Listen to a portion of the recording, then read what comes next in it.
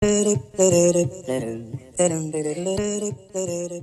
the exterior of the Interstate, one of the items that I don't like is the Suburban furnace exhaust and how the tube or the metalwork just inside is already rusted.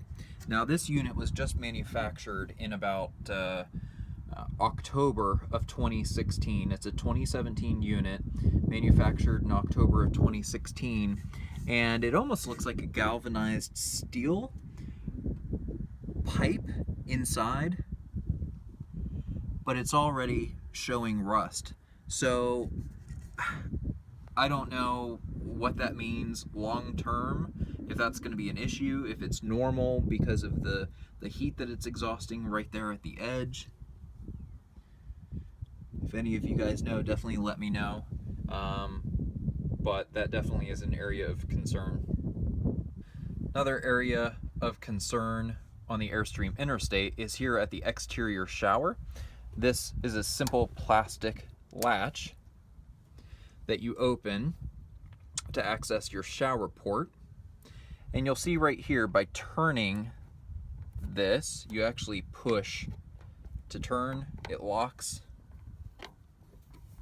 This is just a piece of plastic. This screw was extremely loose, and it was installed in such a way that the hole was pretty much stripped. Where the screw screws into, it was pretty much stripped. So one evening when I opened this, I lost the screw fell out, and this piece of plastic fell out. So I went ahead and epoxied the screw inside of the hole, and so now we should not have an issue with losing that screw. But again, just inexpensive pieces of plastic, a stripped hole, and definitely an area that could be improved upon. Let me turn this and get it closed. On the exterior of the Airstream Interstate, we have the Atwood 6-gallon hot water heater. And here you've got the exhaust vent, and inside you'll see, similar to the furnace vent, some rusting of the metal. So if we go and open it, this is another area that I'm not fond of, how these operate. And there's a piece of plastic here to protect the metal and the paint. You want to pull it out to relieve some tension, turn it so you're not scraping it against this, and then this opens. And so inside, you'll see that the metal here has some rust on it. Again, don't know if that's anything to be concerned with, but it's just interesting when you look at all of these bits and pieces. I can't help but start questioning longevity of these pieces being out in the elements, because these aren't thick pieces of metal at all. The other concern that I have, or that I would think they would find a better way to implement, are these labels that are simply pieces of plastic or paper.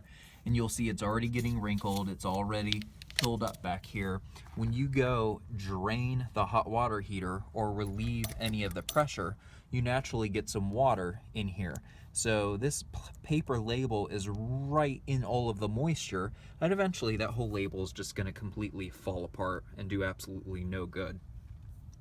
When I open this, my plastic stopper came out, so I'm going to keep that there. So when you go to close this, it's interesting that naturally it wants to close tighter on the right side than it does here on the left side. So I've looked at these little flanges here compared to on the right side. You'll see here, and you have to finagle this somewhat so that these kind of pull on the outside of that. So I have to pull this to the left a bit. Trying to do this one-handed is a bit difficult. Pull that to the left, get that in, and that gets it about as close to the side of the van as it's going to get. Let me pull this out, turn it, drop that down. So I would prefer for this to be tighter.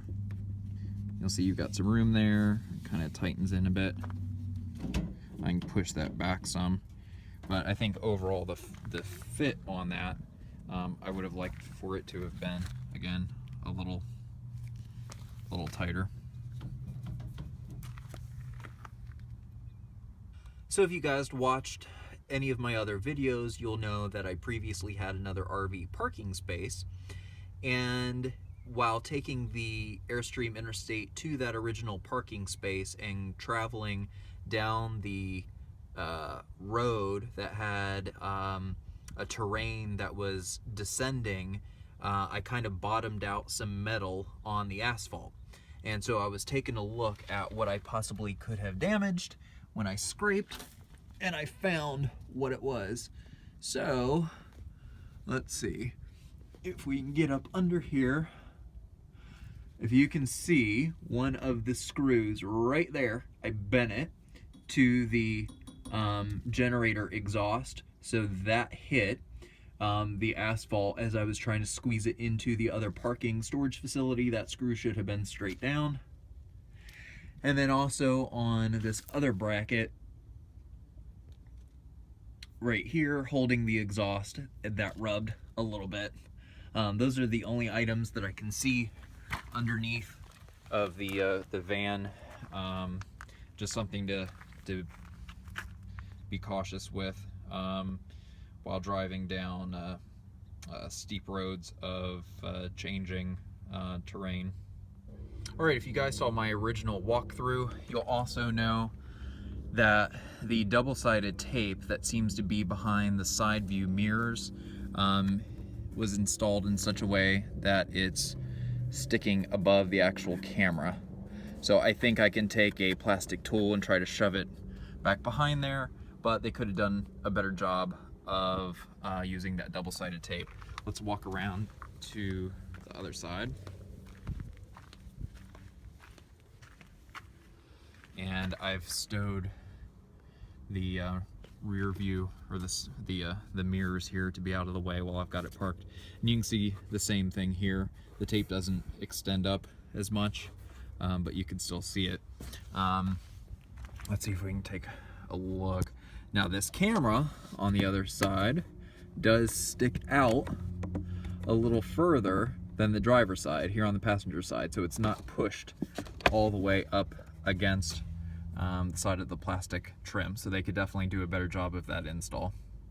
Well, I think that's going to wrap it up for me today with my review of items in the Airstream Interstate that I really wish they would have done differently or paid a little more attention to.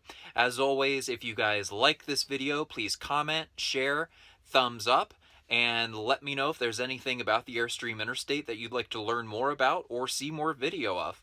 Until the next time, take care.